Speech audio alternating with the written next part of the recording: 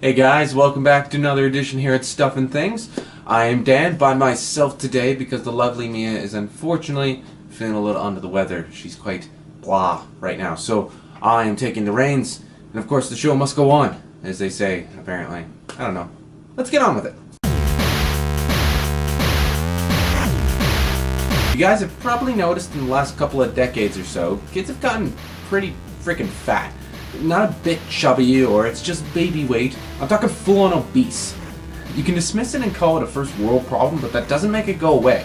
Other than the usual side effects of being overweight, a new type of condition that's been affecting more and more kids recently really has you wanting to take away that coke from your kid. It's called obesity hyperventilation syndrome, and it's all kinds of bad. It can lead to congestive heart failure, respiratory failure, and death. For a kid. What happens is fatty tissue gets loaded in the airways, causing decreased oxygen and increased CO2 in the blood. So, your kid doesn't sleep well at night, feels like crap the next day, and is unable to pay attention in school. Things can get really bad when the hemoglobin, which is the protein in your blood that carries oxygen, thickens, and then your heart has to work harder, and it all just kind of snowballs from there.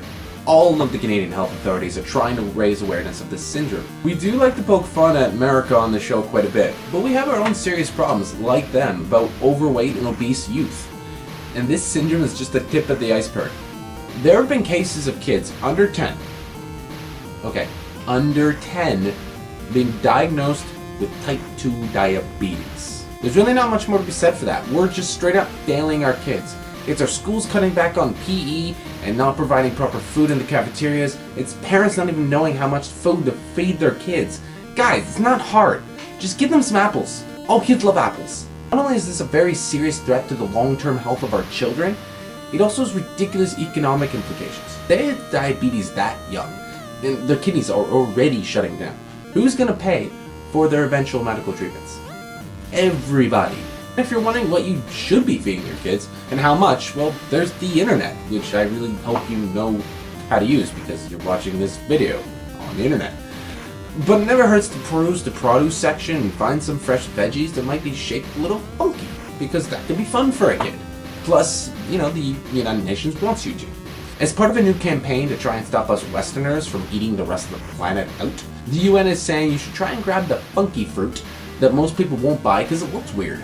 We're a picky bunch, we are. This strategy applies to all people who buy foods. We're talking grocers, hotel chains, restaurants, anyone, again, who buys any sort of produce. They're basically saying we waste a lot of food, and with the growing population of Earth, we cannot afford to do this anymore. So, just go down to the supermarket, buy some oddly shaped food, and get that chubby kid in shape. So what I'd like to know from you guys is, what do you think are some strategies we can use to get these kids back in shape?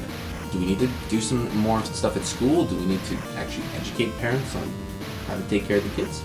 Might be a little, going too far on that. Let us know in the comments down below. And of course, if you like what you've seen from us today, don't forget to hit the like and subscribe buttons wherever the YouTube decides to put them.